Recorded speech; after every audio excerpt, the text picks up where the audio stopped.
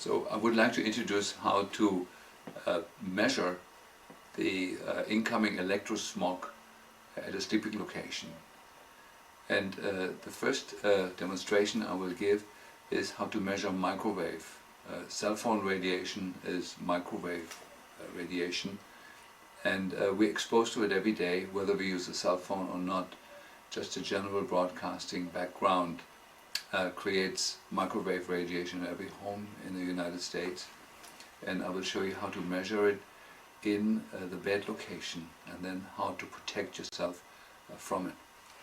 So what we're using in this is an instrument that is used by engineers and by technicians worldwide.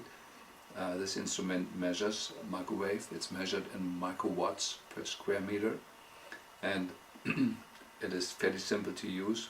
What I'm using, there's a couple of settings on the instrument. I'm measuring the average exposure to microwave in a particular area here, and I'm using the mode that detects pulse microwave. And it sounds like something like this.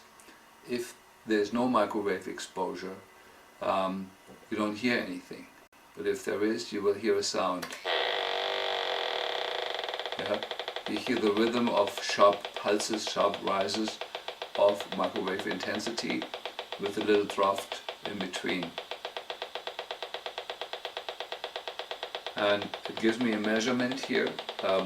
Right now, here in front of me, the measurement is around 20 microwatts per square meter.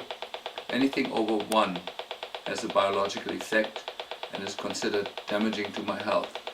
Anything over 50 is catastrophic. Anything under 1 is today considered an acceptable level.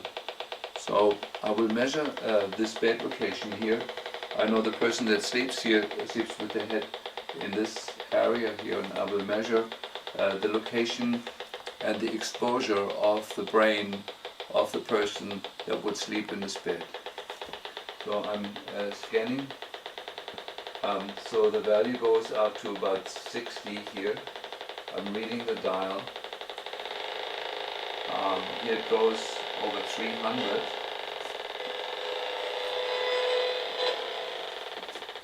And then over here in this corner is around 90.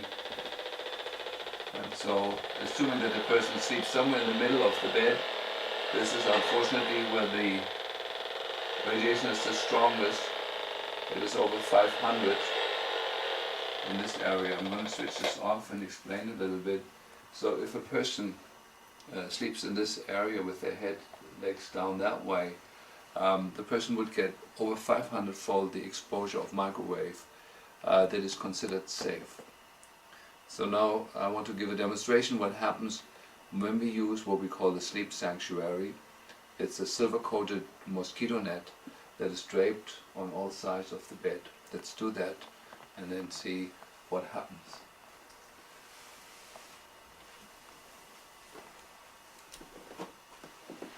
So this goes falls nicely on all sides of the bed. When this is installed properly, there is no gaps allowed in rigging this up.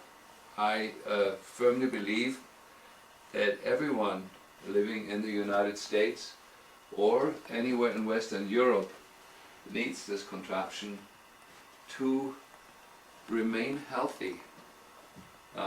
The microwave is greatly disturbing the brain rhythms, the intrinsic rhythms of the brain. It greatly disturbs neurotransmitter production. It greatly alters the pineal gland, which produces our melatonin, greatly disturbs sleep, greatly disturbs short-term memory, and all the higher brain functions. So I will climb inside this and repeat the measurements. So I will climb inside this silver-coated canopy now and repeat the same measurements. Here I go. It's important to close all the gaps at night. The cloth permits air to flow through very easily, and I switch on my instrument. it is first self-adjusting, and what you hear now is the disappearance of the pulsing tone because the incoming cell phone radiation is no longer coming in. It's blocked out by the net. So I'm going to go over the same areas that we just measured. I get a reading here of 0.1 milliwatts per square meter, and it stays pretty much consistently the same. It disappears to 0. It fluctuates between 0 and 0.1. I'm measuring all across where I measured before, and you see a complete disappearance, or you hear a complete disappearance of the pulse tone, and that means I've reduced the measurement that were in parts here over 300 microwatts per square meter to less than 0.1, which means I'm now safe to sleep here.